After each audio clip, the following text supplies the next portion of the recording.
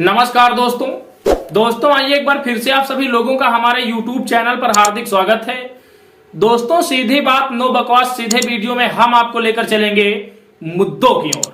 दोस्तों आपको बताता चलूं, ज्यों-ज्यों लोकसभा का चुनाव देश के अंदर नजदीक आता जा रहा है, हमारे देश के सियासी समीकरण ठीक उसी तरीके से बदलते चले जा रहे हैं। दोस्तों आपने वीडियो का थंबनेल देखा कि सतीश मिश्रा के बेटे कपिल मिश्रा का मायावती जी को लेकर बड़ा बयान।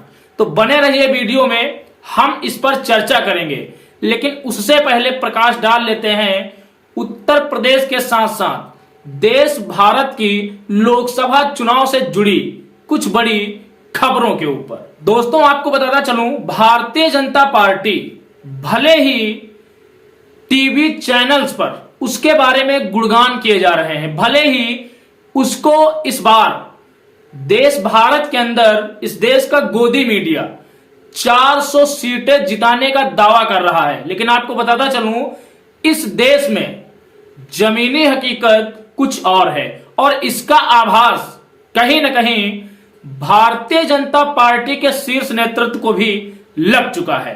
दोस्तों अभी कुछ दिन पहले भारतीय जनता पार्टी के कुछ बड़े और दिग्गज नेताओं ने, जिनमें कुछ सांसद भी शामिल हैं जैसे अनंत हेगड़े, उन्होंने एक बयान दिया था कि अगर 400 सीटें आई तो हम इस देश के संविधान को बदल देंगे। साथियों आपको बताता चलूं, एक बार फिर इस देश के प्रधानमंत्री श्री नरेंद्र मोदी जी ने बाबा साहब अंबेडकर को लेकर एक जुमला फेंका है। उन्होंने कहा है कि खुद अंबेडकर जी ही धरती पर फिर से क्यों ना आ जाएं, इस देश का संविधान नहीं बदल सकता, क्योंकि हमारा संविधान ही हमारा गीता है, हमारा रामायण है, हमारा बाइबिल है, हमारा कुरान है। दोस्तों आपको बताता चलूं, इस देश के दलितों को लुभाने के लिए प्रधानमंत्री नरेंद्र मोदी ने एक और जुमला फेंका है।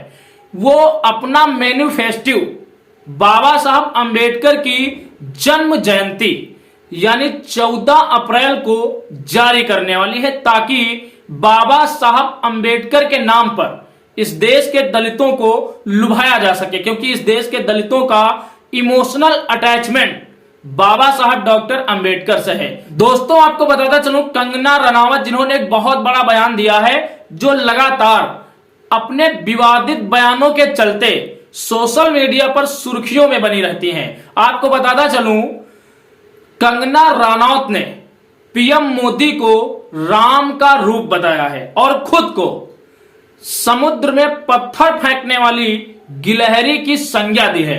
दोस्तों कंगना रनौत पर आपकी क्या प्रतिक्रिया है, कमेंट सेशन में आप जरूर बताना। आपको बताता चलूं, आम आदमी पार्टी के सांसद संजय सिंह आज समाजवादी पार्टी के सुप्रीमो अखिलेश यादव जी से मिले और उन्होंने कहा कि हम उत्तर प्रदेश के अंदर अपने प्रत्याशी नहीं उतारेंगे। अगर देखा जाए तो आम आदमी पार्टी ने उत्तर प्रदेश के अंदर सीधे सीधे इंडी अलायंस को अपना समर्थन दिया है।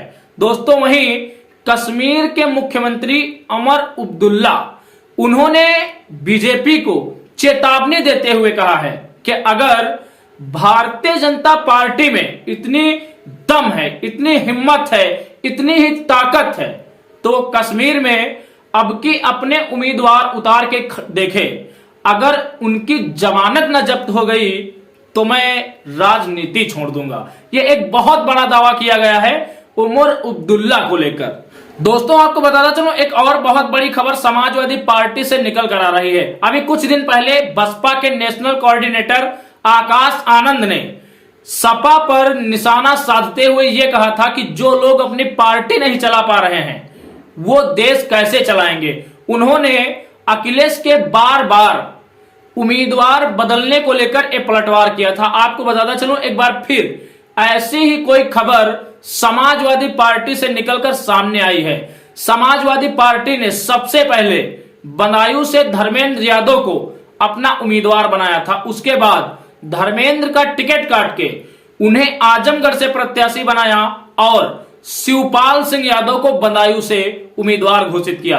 आपको बताता चलूं, एक बार फिर शिवपाल सिंह ने बदायूं से चुनाव लड़ने से मना कर दिया है। अब ऐसी खबरें निकलकर सामने आ रही हैं कि बदायूं से शिवपाल सिंह के बेटे आदित्य यादव चुनाव लड़ेंगे। दोस्तों आपको बताता चलूं, एक बड़ी खबर बसपा से निकल कर आई है। बसपा में कभी महासचिव रहे सतीश चंद्र मिश्रा, जो आजकल बसपा की सियासत में नजर नहीं आ रहे हैं, हालांकि वो स्टार प्रचारकों की सूची में शामिल हैं। दोस्तों लगातार बसपा की ओर से उम्मीदवारों की 4 लिस्टें जारी हो चुकी हैं। आज उनकी चौथी लिस्ट आई है।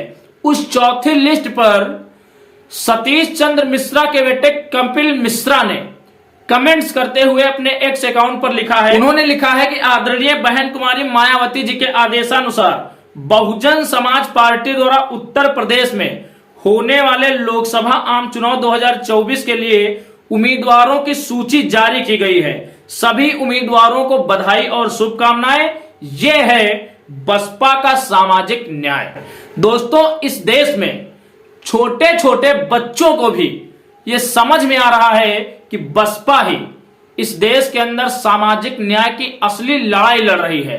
लेकिन बसपा से नफरत करने वाले कुछ असामाजिक तत्व लगातार देश के अंदर बसपा के चरित्र को बुरा प्रदर्शित करने में लगे हुए हैं। वो लोग कभी बसपा पर ये टैग लगाते हैं कि बसपा बीजेपी की बी टीम है, वो बीजेपी को जिताने के लिए चुनाव लड़ती है। लेकिन दोस्तों आपको बताता चलूं, जब से बीएसपी सुप्रीमो मायावती जी ने सर्वजन को हटाकर बसपा की रणनीति बहुजन पर चलाई है, तब से लगातार इस देश का गोदी मीडिया भी अपने चैनलों पर माया माया चिल्ला रहा है।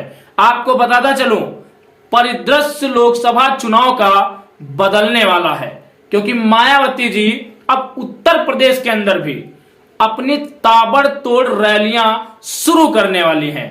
मैंने आपको बताया था कि 12 लोकसभा सीटों पर बहन जी 14 अप्रैल से बाबा साहब अंबेडकर के जन्म दिवस के अवसर पर लगातार 10 रैलियों को संबोधित करेंगी। तो दोस्तों ये 10 रैलियां कहां कहां पर और किस टाइमिंग से बीएसपी सुप्रीमो मायावती जी के द्वारा संबोधित की जाएंगी, उसका बाकायदा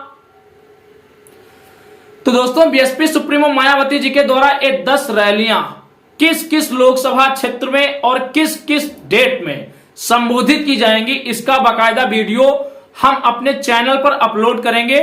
आप जाकर उसे देख सकते हैं। हमारा आने वाला वीडियो इसी मुद्दे पर होगा।